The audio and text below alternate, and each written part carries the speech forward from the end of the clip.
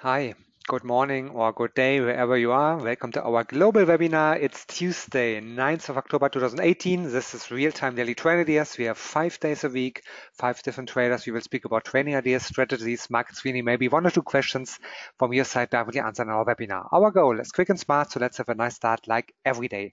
And like every day, we will start with our business disclaimer. Forex and CFDs are complex instruments and come with a high risk of losing money rapidly due to leverage. If you are a starter, please start with a demo account and make yourself familiar with long trading, short trading, leverage trading, and your personal risk management. If you'd like to read the full risk disclaimer, just visit one of our web pages, for example, admiralmarkets.com, and you will find the long form there. Also other information like, for example, the key information documents, the kits, everything to find on our web pages like admiralmarkets.com. Also the information between retail client and professional client offers. If you are in the European Union, since August 2018, there's a different offer for retail clients and professional clients. A picture shows more than 1,000 words. And here we have 2 prominent examples, DAX 30 or euro dollar, 2 most wanted instruments. The margin requirements is quite different, 24 euro for DAX 30 to 600 euro. Same situation for euro dollar.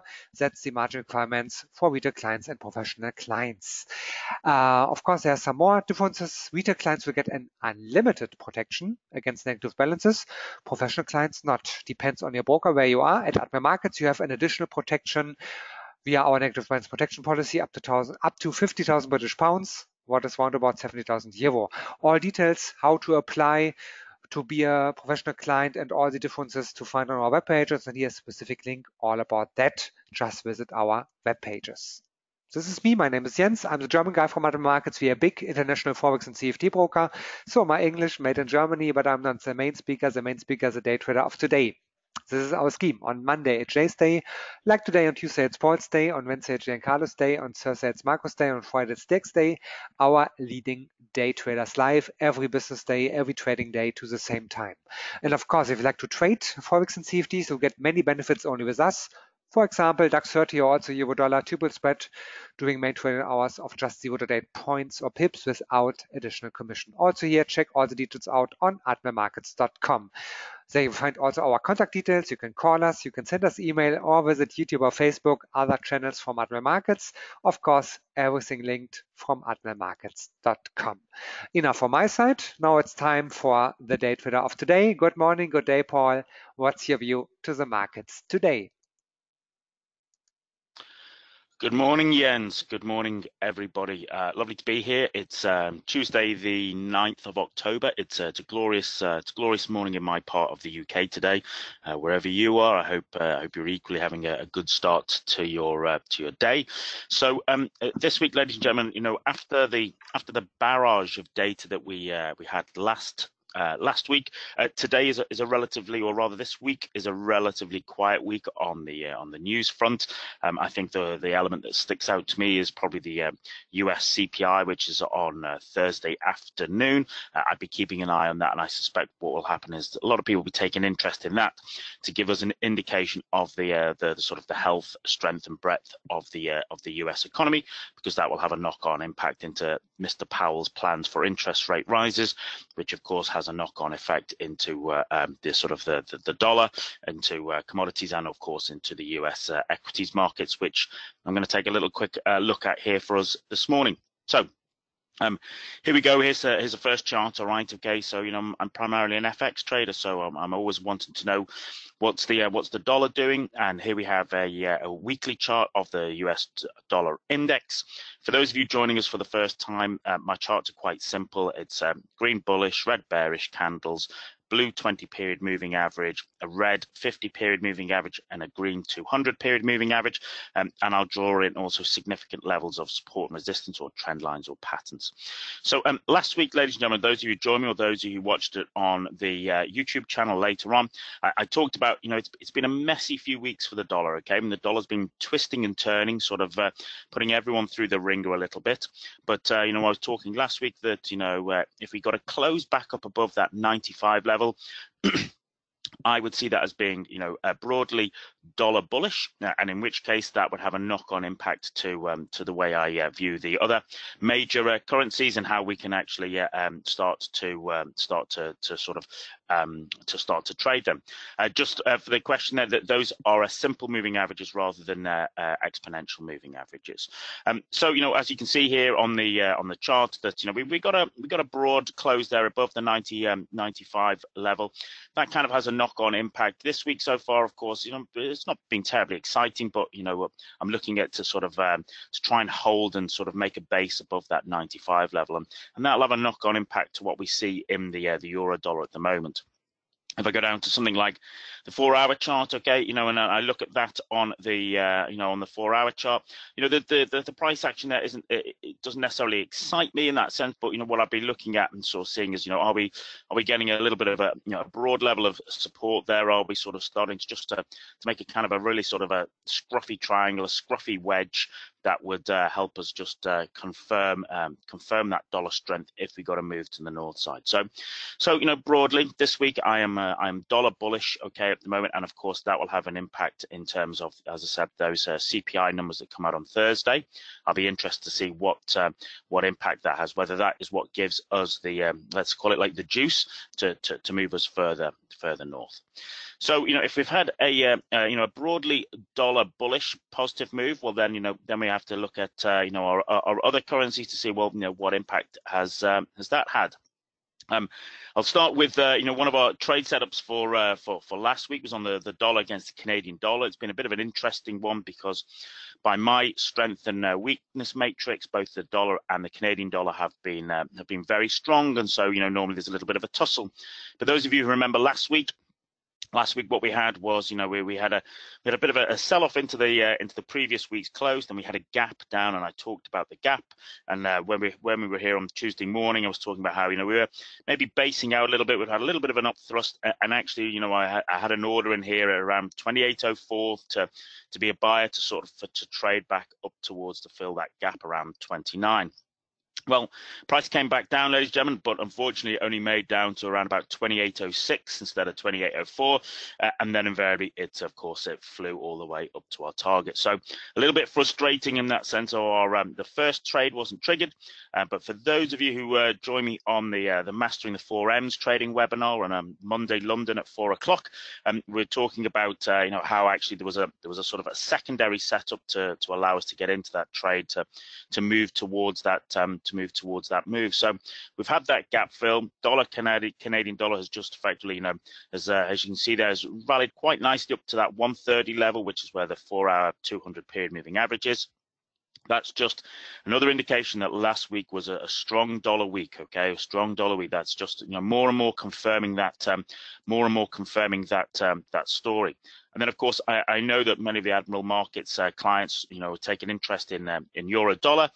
Well, if you remember what we said last week was that, if I just go out to the weekly chart, we talked about how price had a little bit of a rally up here, okay, but then we'd put in a weekly key reversal candle. Those of you who joined me yesterday on the Mastering the 4Ms of Trading webinar, this is one of the elements we touched upon and talked about. And we talked last week about if we got to close down beneath that 1530 level, 1500 level, 115 level, then that was broadly bearish. And that's what we got last week, okay? We got a close down beneath there, and this week that has continued.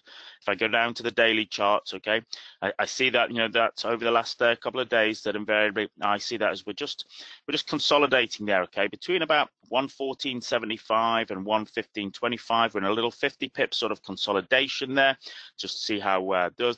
There's some sort of orders there that are being triggered and munched their way through, and with that, what I'd be expecting, what I'd be probably looking for is to see, well, is that going to be a base, or is that actually just a level that we're going to expect to see a proper breakthrough, okay? So of course, if we get a proper breakthrough, that hole beneath and a continued move down, we're in a broad line with the sort of the downtrend. Well, then we're looking at continuing that continuing that move down, and then I'd be looking at us on the euro dollar, if that was to continue back down to around about that 113.75, 114 zone, okay? That's what I'd be looking at in that particular area.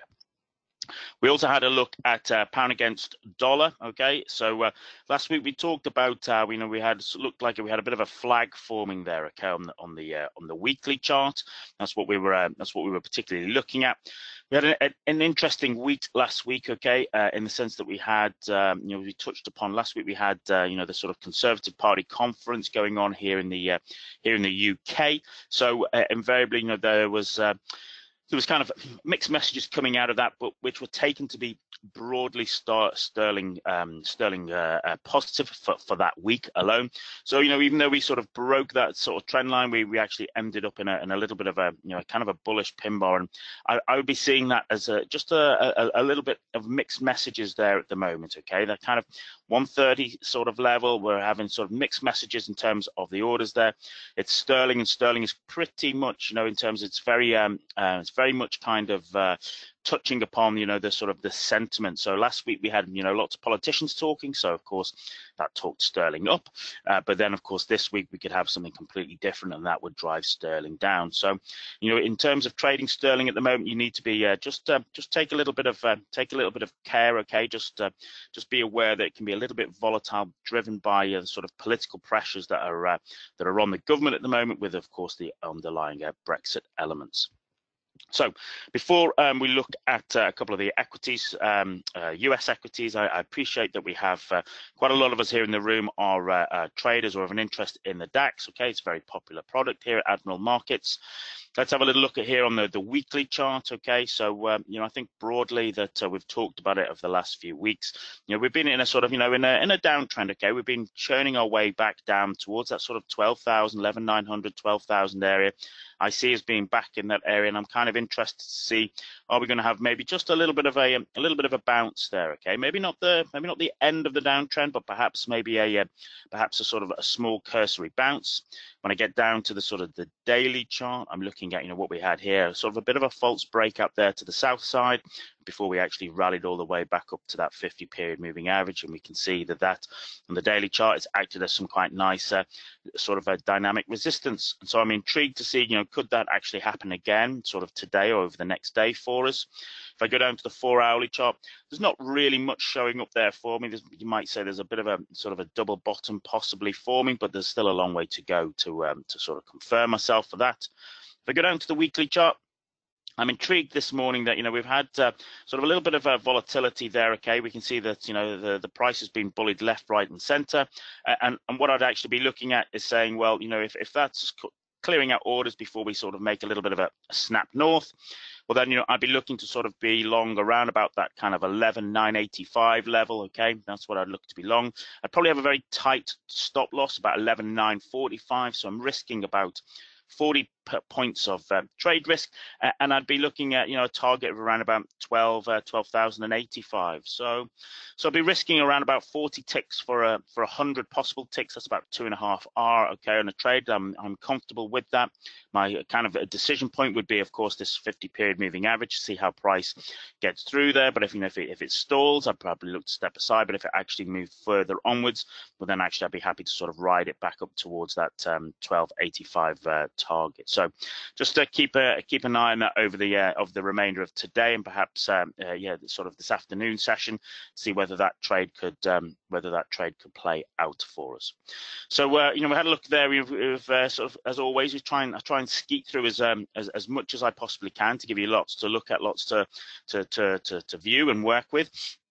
I thought we'd have a little look at some of the American indexes. Okay, I touch upon them occasionally as and when they're of relevance. Okay, and what we're looking at here on this is the Dow Jones and the weekly chart. I think I touched upon this a couple of weeks ago that we had finally got sort of to back up to where the highs at the start of the year. Some of you may remember this was sort of end of January, start of February. We had that rather interesting correction within the markets, and it's taken us the rest of the year to work our way back up there.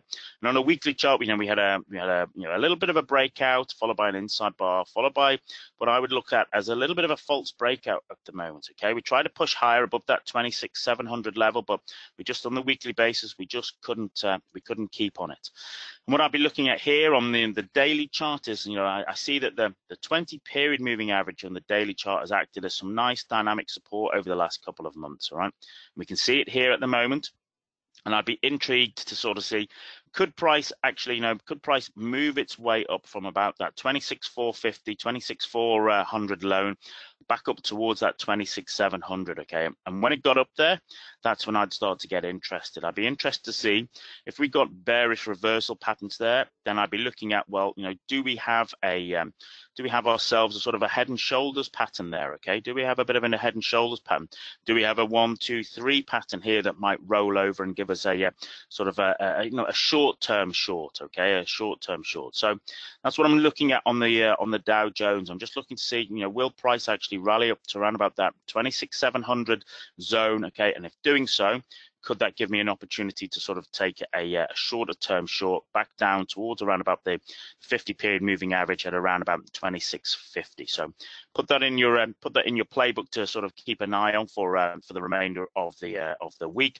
As I said, that sort of CPI data on Thursday might be the sort of thing that gives us the kind of the push to make such an opportunity set itself up. So that was the Dow. Let's have a look at the S&P 500. It's not something I touch upon a great deal, but I'm kind of intrigued in it at the moment. So for a little bit of the same reasons that we saw that interest in the Dow Jones. Once again, we had highs back from sort of back there from end of January. We had the move down, and actually, we worked our way up. We got back up above that level, swifter than the Dow did, and of course, there'll be lots of reasons we could talk about that, but we've seen that, we did sort of kind of base a little bit off. We tried to have a push up. We had a sort of an inside bar here, which was also a little bit of a spinning top. As I said, the Mastering the 4Ms webinars, we're talking about all of these different price action elements at the moment. You should check out those videos on the sort of Admiral Markets YouTube page and Facebook page. But last week, what we had was, we had a bit of an engulfing candle here. We had a little bit of a push to a new high, and actually closed, much beneath the lows, okay, of the previous week. That's a little bit of, it's a bit of a scruffy kind of, some might call it a scruffy evening star formation. Either way, it's not bullish, all right? It's not bullish. It's rather a little bit of a bearish sort of signal there at new highs, okay, up around about the 2,900 level. So, of course, I'm starting to get a little bit curious based upon what we've just seen on the Dow Jones there, okay? Just a little bit intrigued about whether there was a false breakout there. When I look here on the daily chart, okay, when I look on the daily chart, looking at, here, we've had a nice move up. I now see this as, this is a bit of a double top we've had here forming on the S&P. See, there's a bit of a 1, 2, 3 pattern. I see price fell down and a little bit, not unlike the Dow that we just looked at. We've come back into these areas of support around about sort of 28 to 80. It's where there's it's where the sort of a previous high from early in the year is. It's from where the daily 50 period moving average is. And I'm intrigued now to see, could price rally back up? And in which case, would that 20 period moving average, which has acted as nice, very nice dynamic support, okay, over the last few months, could that move from being support to resistance? So what I'm watching and waiting for is to see, could price rally up to into around about that area? We're looking really around about that sort of 2,900 area. If price can get up there, and then it can actually also show bearish reversal patterns off that 20 period moving average there, okay, sort of looking at rejection candles, key reversals, okay, pin bars, engulfing candles. That might actually give me an interest to take a sort of a little bit of an intermediate sort of short-term short trade, okay, just to see if price could rally its way down. There's quite a lot of topping elements going on there, okay, so that's what draws my attention to it, and we can keep an eye on that. And so add that to your playbook. As I said, the sort of CPI data later this week will have an impact upon that. And just quickly, just to finish, all right, just because I was at a traders conference on Saturday in London, and we all had a bit of a talk about, here's Facebook, okay, this is the monthly chart. All right, you can see, we've been in a great uptrend, but of course we had the trouble that we had a couple of months back. That printed a big monthly key reversal candle, which is what we touched on yesterday in the Mastering the 4Ms of Trading webinar. We can see pushed to new highs, closed beneath the lows there. Okay, it's a very bearish signal, and we're also looking at this trend line being broken here. Okay, I'd probably have it just a little bit lower, but it's certainly around there. Okay, and I'm interested in here. Okay, as a case of, you know, if these trend line breaks and we start to get more bearish signals, well, then that could be very very bearish for Facebook, and I'd be looking to be a short seller on that. So there you go, traders. Okay, as always, I try and carve through a good bit for us to sort of make it short, sharp, and fast and punchy. So you've got plenty to look at, plenty to work with. If there's any time left, Jens, I'll happily take 1 or 2 questions. I appreciate we're running a little bit short as always. No, you said it perfectly. Quick and smart, but for that daily. So tomorrow is another day. Tomorrow is another day trader. 5 days, 5 days a week, 5 different traders. So hope to see you and have you all here again tomorrow. And if you'd like to see and watch that again, a couple of hours later, it will be available on our YouTube channel, youtube.com/AdmiralMarketsFX. Thank you all the time. Good trades. Greetings from Berlin office. Bye bye.